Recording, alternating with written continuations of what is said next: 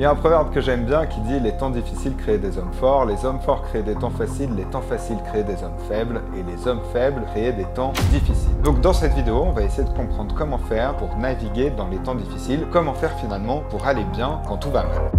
C'est une vidéo que j'avais vraiment envie de faire parce que moi, ça fait partie des choses qui m'ont beaucoup aidé avant que notre activité fonctionne bien. Et donc, je sais que parmi les personnes qui nous suivent, il y en a beaucoup quand même qui galèrent un petit peu et pour lesquelles les choses se passent pas aussi bien que ce qu'elles pensaient. Et donc, je trouve que ça, c'est vraiment un pouvoir super important à avoir et moi, j'appelais ça presque mon super pouvoir. C'était cette idée de réussir à aller bien, même quand tout va mal. Quand vous réussissez à faire ça, il n'y a absolument plus rien qui peut vous arriver. Et donc, dans cette vidéo, on va vous donner les 4 clés qu'on a un petit peu retirées de tous nos enseignements, de toutes nos leçons pour réussir à naviguer dans des temps parfois un petit peu troubles. Alors, ouais, parce que finalement, c'est facile d'aller bien quand tout va bien en fait. Et ce qui est vraiment super compliqué, c'est d'aller bien quand tout va mal. Et justement, Quentin, il faisait ça super bien. Parce que moi, je me souviens quand t'es arrivé à la fin de ton chômage et que t'avais, je crois, plus que 3 mois à vivre et tu stressais pas. J'allais mourir. Tu allais mourir. Donc, et le mec qui allait quand même bien, tranquille et tout, il a pas eu de pression. Et j'étais vraiment super impressionné par ça. Parce que c'est aussi grâce à ça qu'on a réussi, quoi. Ouais. On a passé ce moment difficile pour après arriver sur un moment plus facile. Et alors, je trouve que le premier point qu'on peut aborder, c'est justement ces temps difficiles, un petit peu cette idée de réussir à les reframer. Et genre juste,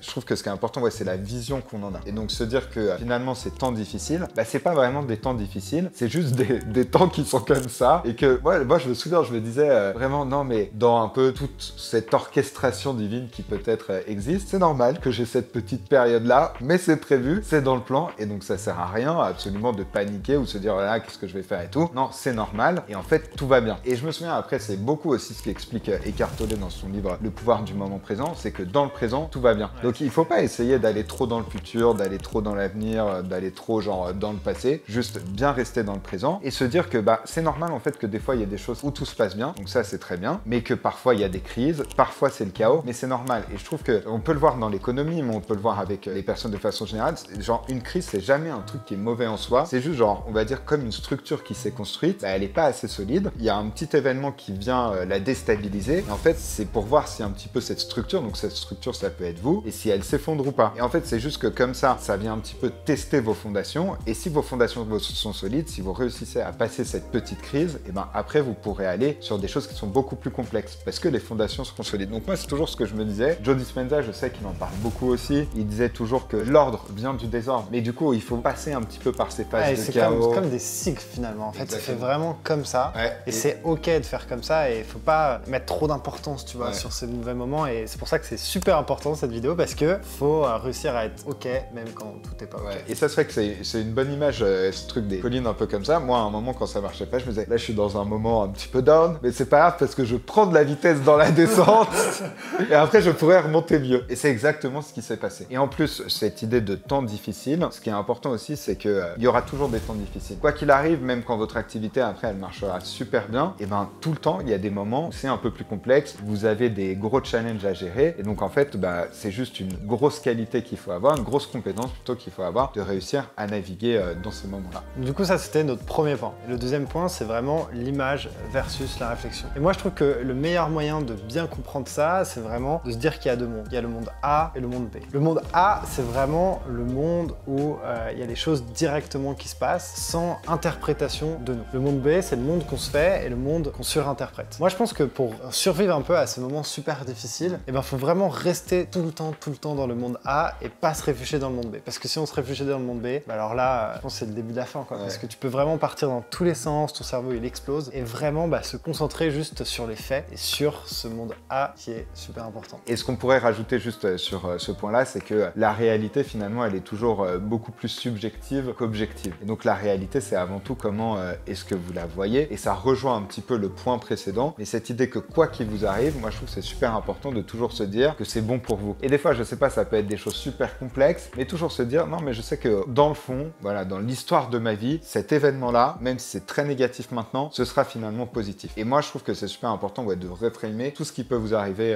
un petit peu de cette façon. Ouais, et rétrospectivement, en plus, en rebondissant sur ce point, je trouve que c'est des moments qui te rendent plus fort encore, tu vois, qui te rendent strong. En ce moment, on a le coach, d'ailleurs, on a fait une vidéo là-dessus qui a coaché plein de personnes ultra successful et il n'arrête pas de me parler de ça, quoi. C'est ultra important, ça te rend plus fort, ça te rend meilleur et sur le long terme, ça sera forcément bien. Et c'est vrai que sur ce point, il y a une phrase que j'aime bien aussi qui dit une fois c'était avec un de nos coachs, on lui parlait un petit peu de la pression, se mettre la pression versus pas se mettre la pression, qu'est-ce qu'il en pensait. Et il avait une phrase trop bien où il disait la pression c'est ce qui crée les diamants et la pression c'est ce qui évacue toutes les faiblesses. Donc c'est pour ça que vous soyez dans ces moments-là, faut pas se dire que c'est mal parce que c'est aussi ce qui va vous rendre beaucoup plus fort. Donc pour ce troisième point, les gens qui sont ultra successful, ils arrivent à faire deux choses dans ces moments ultra difficiles. C'est d'être focus et d'être patient. Et ça, je pense que quand tu peux en parler... Et c'est vrai que ça, le fait d'être focus, il y a toujours, tu sais, cette anecdote sur Warren Buffett et Bill Gates où c'était, je crois, le père de Bill Gates. Il demande à Warren Buffett et à Bill Gates d'écrire sur un papier qu'est-ce qui leur a permis de réussir aussi bien. Et les deux n'ont pas le droit de se concerter. Et en fait, ce qui est assez ouf, c'est que tous les deux, finalement, ils ont écrit le même mot. Ils ont écrit le mot focus. Donc le focus, c'est juste cette idée qu'il faut que vous mettiez toute votre énergie au même endroit. Et en fait, moi, j'ai l'impression que des fois, on va dire que le focus, il est comme ça. Et vous avez un moment très, très difficile qui vient et genre, obligatoirement, ça vous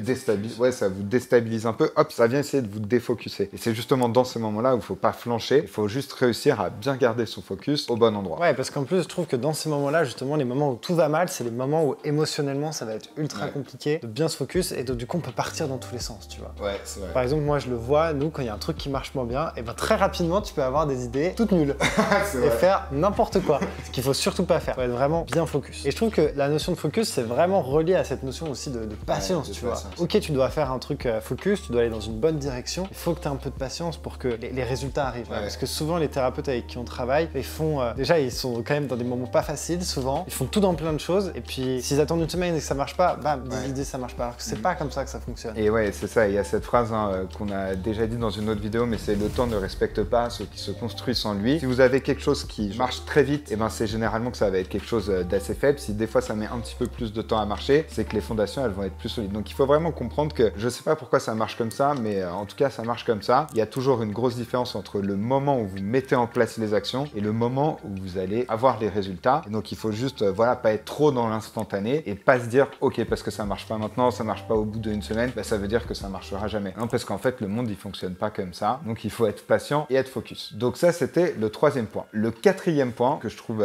super important. Alors c'est un petit peu plus technique, mais on va essayer. Pas t'accrocher. On va essayer de s'accrocher. Je vais essayer de faire simple. Mais en gros c'est cette idée que moi je trouve qu'on peut exister dans trois paradigmes un peu différents. Et vous allez voir c'est super facile. Il y a le paradigme d'être, il y a le paradigme de faire et le paradigme d'avoir. Quand vous avez ces trois strates un petit peu. Ce qu'il faut commencer par savoir c'est qu'est-ce que vous avez envie d'avoir. Une fois que vous avez réussi à définir ce que vous avez envie d'avoir, ensuite vous allez définir ce que vous avez envie de faire. Et une fois que vous avez défini ce que vous avez envie de faire, alors vous allez définir qui vous avez besoin d'être. Donc vous commencez par la fin, vous revenez ensuite à qui est-ce que vous avez besoin d'être. Et une fois que vous savez qui vous avez besoin d'être, bah vous changez qui vous êtes pour justement devenir cette personne. Mais le truc c'est que vous pourrez pas avoir ce que vous voulez, d'accord? Vos rêves, ça peut être n'importe quoi, si vous changez pas d'abord qui vous êtes, ensuite ce que vous faites, pour ensuite avoir vraiment les résultats que vous voulez. Donc je trouve que ce triptyque, il est assez intéressant. Ça peut être très très complexe, on pourrait rentrer vraiment beaucoup plus dans le détail de...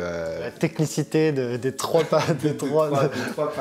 niveaux. Si ça vous intéresse, vous pouvez nous dire en commentaire si vous avez envie qu'on fasse des choses comme ça, parce qu'on peut aussi le faire. Hein. On peut sortir le tableau grave et y aller, parce que c'est vrai que c'est des choses qu'on a quand même beaucoup poussées au niveau du mindset, au niveau genre de la personnalité, comment se recréer, comment se réinventer. Mais bon, en gros, si on devait dire ça simplement, il y a juste ces trois paradigmes sur lesquels on peut insister. Donc si on devait résumer la vidéo, comment faire pour aller bien quand tout va mal, comment faire un petit peu pour créer sa réalité même quand tout se passe pas comme vous voulez, bah, je dirais que la première chose, c'est de réussir à reframer un petit peu comment est-ce qu'on voit la réalité et se dire que quoi qu'il arrive, bah, on a l'impression que c'est pas bien pour nous, mais en fait, c'est bien pour nous. Le deuxième point, c'est bien comprendre que la réalité, elle est plus subjective qu'objective, d'accord? Et cette différence entre le monde A et le monde B. Le troisième point, l'importance du focus et de la patience. Et le dernier point, bien garder en tête ces trois paradigmes et qu'il faut exister dans ces trois paradigmes à la fois. Donc dites-nous en commentaire ce que vous en avez pensé, dites-nous si ça vous a parlé, si ça a résonné en vous. Et si vous voulez être sûr de ne pas manquer les prochaines vidéos, abonnez-vous.